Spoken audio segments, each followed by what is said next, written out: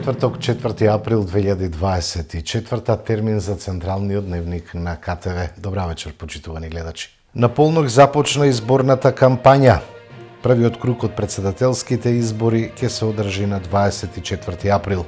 Продолжуваат обвинувањата на релација СДСМ ВМРО ДПМН. Се гради фонтана во чест на Сашко Гешовски. Во Кавадарци приведен жител на село Орланци, општина Рачиново, признал 6 кражби во Кавадарци. Музичкото училиште денеска одбележа 54 години постоење.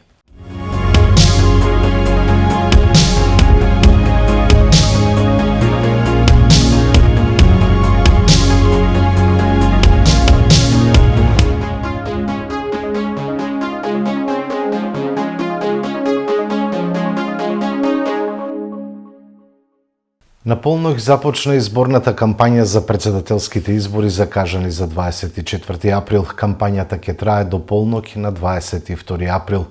На првиот ден од кампањата некои од кандидатите најавија промовирање и презентирање на изборната програма и отворање на изборни штабови. Според жеребувањето во Државната изборна комисија, актуелниот председател и кандидат на СДСМ и коалицијата Стево Пендаровски ќе биде прв на гласачкото ливче за председателските избори. Втора е Гордана Силјановска Давкова, кандидат на ВМРО ДПМН и коалицијата. Трет е Стефчо Јакимовски од ГРОМ. На четвртото место е Бујар Османи од ДУИ. Пета е Билјана Ванковска Цветковска од Левица, шести е Арбен Таравари од Алијанса за албанците и Европскиот фронт и седми е Максим Димитриевски, кандидат на ЗНАМ. Вториот круг на председателските избори ќе се одржи на 8 мај, заедно со 11-тите парламентарни избори од независноста. Очекувам во првиот круг гласовите да се поделат на повеќе страни и не очекувам дека има некој било каква шанса да добие во првиот круг. Меѓутоа, во вториот круг очекувам да влезам и да ги добијам изборите на крајот, порача Стево Пендаровски, актуелниот председател на државата и кандидат на коалицијата предводена од СДСМ за предстојните председателски избори на отварањето на Централниот штаб во Скопје.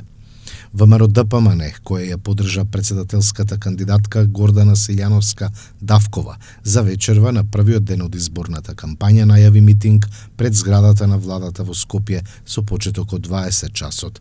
Во своето прво официјално обраќање од изборната кампања, кандидатот за шеф на државата од редовите на ДУИ, Бујар Османи, порача дека Македонија се наоѓа на крстопат. Едниот пат, како што рече, води кон светла, европска иднина, а другиот води кон изолација, безперспективност и нејасност.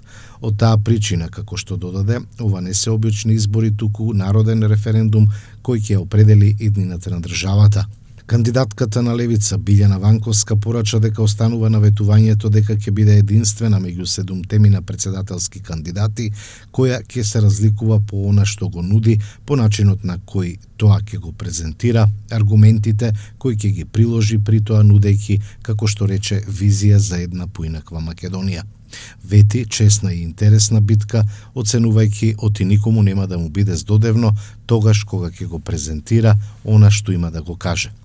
Председателската функција, како највисока и најодговорна во државата, треба да ја врши човек со искуство во политиката, достоинствен и подготвен да не попушти под било каков притисок кога се загрозени интересите на граѓаните, оценува во интервју за МИА председателскиот кандидат Стефчо Јакимовски.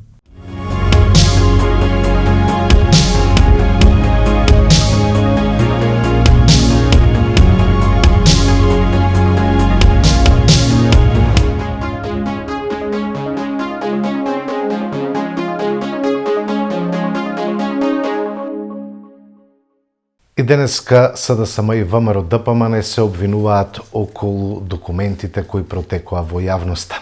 СДСМ бара одговорност. На денешната пресконференција пратеничката Даниела Колева рече дека одговорност за овој скандал мора да има. Скандалот со лажните анкети покажа дека постои спрега помеѓу ВМРО ДПМН, државната телевизија и општини под капата на оваа партија. ВМРО ДПМН ги применува истите форми на делување и злоупотребување на државните ресурси, како и пропаганда од најславните денови на Никола Груевски. Тоа значи еден систем на злоупотреби, за кој мора да има одговорност и постапување од надлежните институции. Во документите од оперативен план на ДПМН меѓу задолжените за креирање емисија 2 пати неделно со анализирање на анкети од ИПИС, со повикување аналитичари, со отварање дувла е наведен и директорот на Националниот сервис. Националната телевизија, МТВ, е платена со пари од граѓаните и не смее да биде дел од партиски агенди и пропагандистички активности. За градоначалниците на ДПМН пак е предвидена обврска кон Владимир Божиновски. Затоа за овој скандал потребно е постапување на сите законски надлежни институции. Почитувани граѓани, ова е уште една потврда дека во ВМРО ДПМН ништо не се променило. Тоа е истата партија која ја урна слободата, ја зароби државата и која повторно и повторно го прави истото. Затоа, продолжувањето по европскиот пат е многу важно за слободата. Не смееме да дозволиме враќање назад. Слободата, а пред се медиумската слобода, е основа за развој и напредок на државата. И токму затоа не смееме да дозволиме да ја изгубиме. На овие избори, граѓаните треба да одлучат дали ќе дозволат враќање назад, новите фабрики на лажни вести на ВМРО ДПМН да се институционализираат, а пропагандите да го поделат народот и да го држат во страв. Или да направиме нов чекор кон полноправно членство во Европската Унија, кон врвна слобода и функционални институции.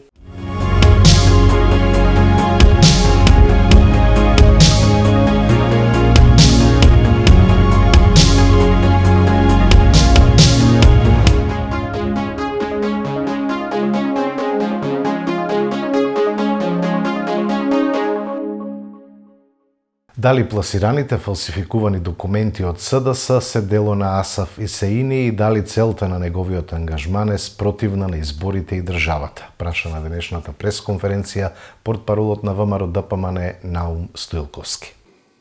Срамниот и недостоинствен однос на СДС да се служи со фалсификувани документи за да напаѓа медиуми, агенции и секако за напад врз ВМРО ДПМН е само уште еден дел од мозаикот на скандалот за странското сомнително советување на СДС и на Стево Пендаровски од контроверзниот странски консултант Асаф Исеин.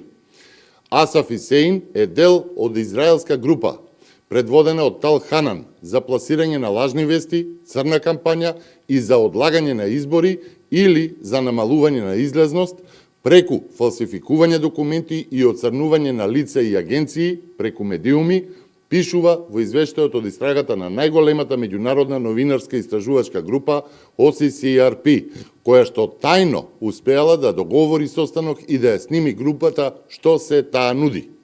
СДС итно мора да одговорат.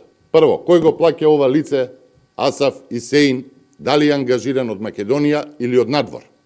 Дали СДС имаат договор како што налага законот или дали на Исеин му се плаќа на рака со црни пари вон пријавените со што се крши законот? Второ, од кога е ангажиран Асаф Исеин имајќи ги предвид законските ограничувања? Трето, која е целта на ангажманот на Асаф Исеин во Македонија и дали таа не е спротивна на изборите и на државата? Четврто, дали за работата на Асаф Исеин, член на групата Тал Ханан, е ангажирана најмалку уште една домашна агенција за маркетинг спотови и спроведување на анкети. Во тек е изградба на фонтана во спомен на Сашко Гешовски на кружниот тек во Кавадарци, кој го доби неговото име. Идејното решение се состои од централна кружна фонтана со висок млаз вода и две полукружни фонтани кои се изработени од темен материјал кои ја обиколуваат централната фонтана. Материјалите се модерни, лесни за одржување и долготрајни. Работите ги изведува, изведувач на проектот е Оја Доел, а финансиската конструкција е во висина од 2.700.000 денари, информира денеска од локалната самоуправа. Во Кавадарци од почетокот на минатата година започна со работа градски превоз. Подсетуваат од општината и додаваат дека досега истиот успешно функционира со повеќе линии низ општина Кавадарци. Со официјална работа во својата дејност започна да работи во месец јануари минатата година. Основна дејност на ова предпријатие е градски, приградски превоз на патници и превоз на ученици, на кој му следува превоз во сите средни и основни училишта. Имаме една градска линија со 20 сообраќања во текот на денот, вклучувајќи ги и сабота и недела, велат од општина Кавадарци. Првата линија е Ваташа Кавадарци Сопот. Исто така има 6 приградски линии, и тоа Кавадарци Ресава Бегниште, Кавадарци Шивец, Возарци Дреново, Кавадарци Росоман Сирково, Трстеник Манастирец, Кавадарци Страгово, Крањево, Чемерско, Бохула, Долна и Горна Бошава, Кавадарци Раец, Кавадарци Дабниште. Ова јавно предпријатие располага со возен парк од вкупно 14 возила и еден туристички воз, од кои со 5 нови автобуси, едно комбе за 7 патници набавени минатата година со вредност од 52 милиони 800 илјади денари, едно комбе со капацитет од 19 патници набавено годинава со вкупен износ од 3 милиони денари, едно комбе со капацитет од 19 седишта и еден автобус со капацитет од 50 седишта се обезбедени од донации со вкупна вредност на возилата од 4,5 милиони денари. И другите возила се предадени на општината на трајно користење. Еден автобус со капацитет од 33 патници, комбе со капацитет од 17 патници и 2 комбиња со капацитет од 8 патници. Автобусите се опремени со најсовремен систем за електронска евиденција и наплата, воведени се електронски картички за наплата во самите возила, исто така е овозможено и купување на единечен билет со платежна картичка во самиот автобус, информираат од општината. Исто така, минатата година се воведени и мобилна апликација за следење на возни редови и сите информации поврзани со градски превоз. Од летната сезона првпат во Кавадарци започна атракцијата за најмладите, односно започна да работи туристичкиот воз Гроздоберко, кој се обраќа на локација по пешачко-рекреативната патека во местноста Моклиште. Учениците на кои им следува превоз им се обезбедени електронски картички за евиденција за превоз со име и презиме за секој ученик. Во сите возила има видеонадзор за поголема безбедност на патниците и внатрешна контрола. Во сите возила има бесплатен интернет Wi-Fi, патниците додека се возат можат да користат вкупен број на автобуски постојки е 38, се додава во информацијата од општина Кавадарци. По барање на местна заедница Ваташа со механизација од јавно предпријатие Комуналец Кавадарци се работи на санација и одржување на неколку полски патишта во местноста викана Катуниште. По барање на местна заедница Долна Бошава пак се работи на уредување и чистење околу селската чесма, како и одржување на патиштата во атарот на селото.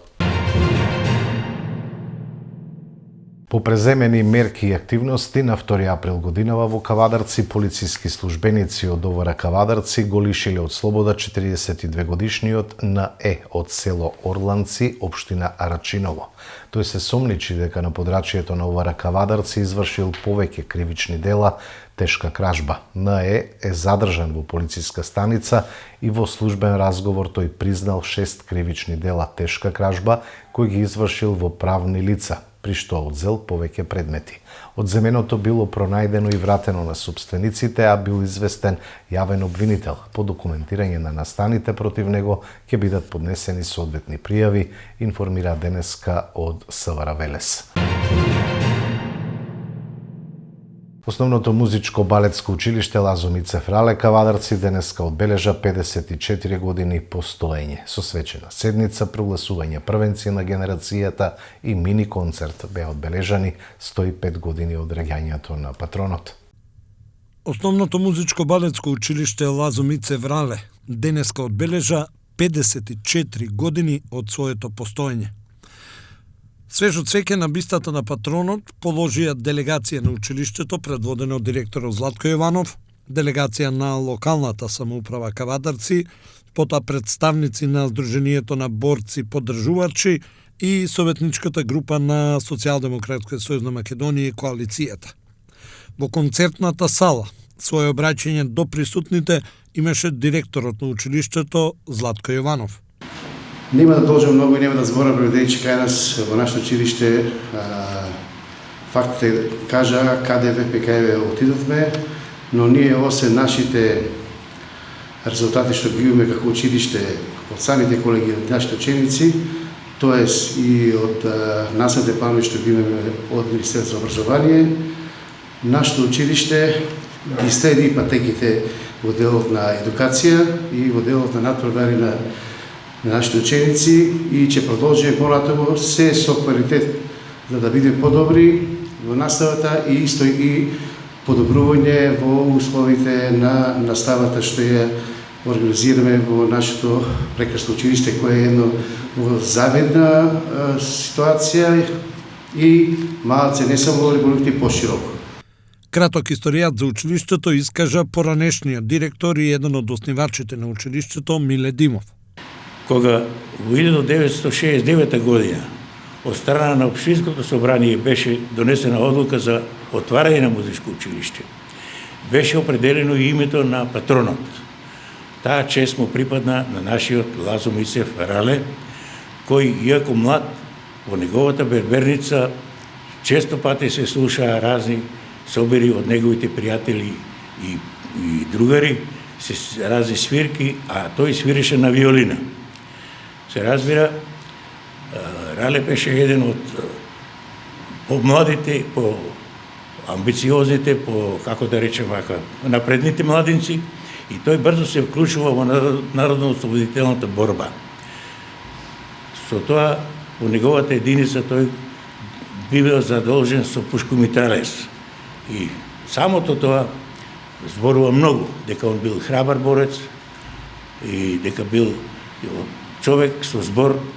Меѓутоа, на 4 април 1943 година, кога неговата единица се наоѓала во село Тресино, Егејска Македонија, била нападната од една поголема група германска единица и во таа нерамна борба Рале е ранет во кичмата и така неподвижен е пукал со својот пушкомитралес. Меѓутоа, морал да ги штити своите другари. И од кога тие се повлекле од борбената единица, Рале така жив го фаќат германците и го бесат на еден јавор во село Тресино, во сред село. Обраќање до присутните имаше и Боро Бојаджиев, председател на Сдруженијето на борци од НОБ поддржувачи, кој говореше за патронот. На ден 4 април 1919 година е роден првоборец од НОБ Лазо Мицев Рале. Роден е во Кавадарци, во земјоделско семејство. Тешкиот живот го принудува да го напиште образованието. Во младоста бил берберски работник, а во редовите на револуционното движење се вклучува и 1941 година. Неговата берберница најмногу станала актуелна и големо собиралиште на напредната младина од Кавадарци. Таму се собирале Ристо Джунов Бацко, Мито Хадживаш Василев Јасмин, Глигор Гечевски Ивче, Димката Ангелов Габеров, Кочо Мешков од Ватша и други.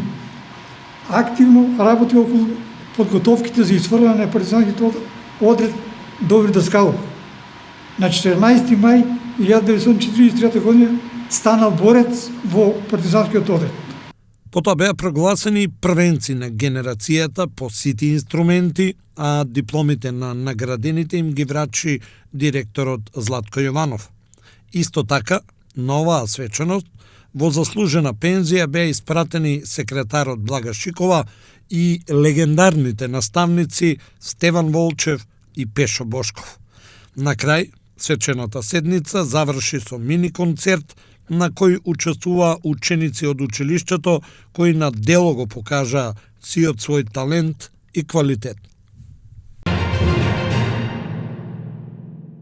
Во дневникот уште една информација од културата, Новица Трајковски утре вечер ќе го промовира големото будење, уште една тематска изложба на познатиот македонски академски сликар. Утре вечер, петок, 5 април, со почеток од 19 часот во локален музеј Галерија Кавадарци, ќе биде отворена ликовна изложба насловена како Големото будење на познатиот македонски академски сликар Новица Трајковски. Роден е во 1962 година во Илинден, Скопје. Средноуметничко и факултет за ликовна уметност завршува во Скопје во класата на професорите Родолюб Анастасов и Димитар Кондовски.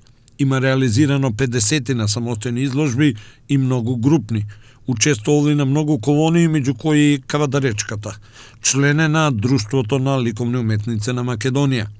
За Трајковски сликарството е типична автобиографска исповед на стварното во екзистенцијалниот пат на уметникот. Неговото сликарство е средба на реалноста и соништата кои уметникот ги доживеал.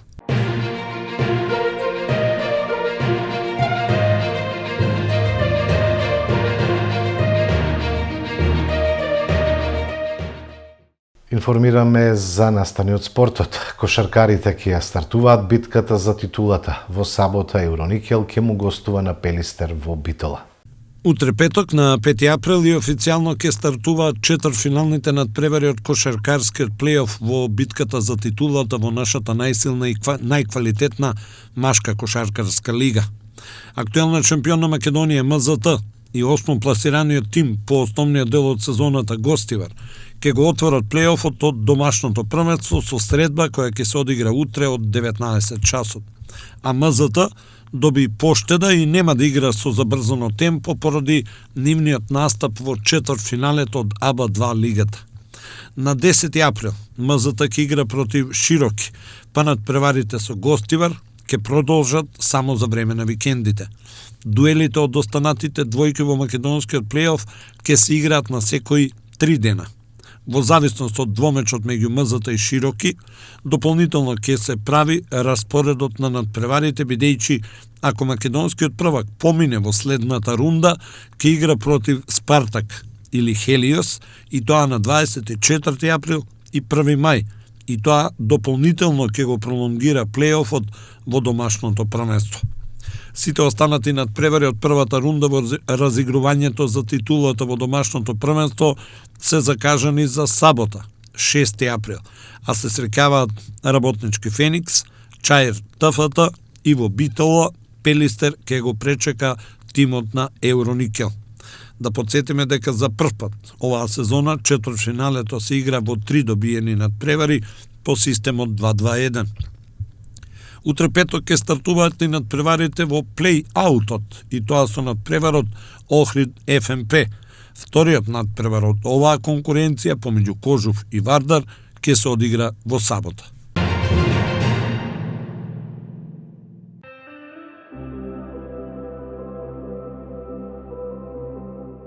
Утре не очекува сончево време со мала до умерена локална облачност. Ќе дува слаб до умерен ветер од северозападен правец, температурата ќе достигне до 25 степени.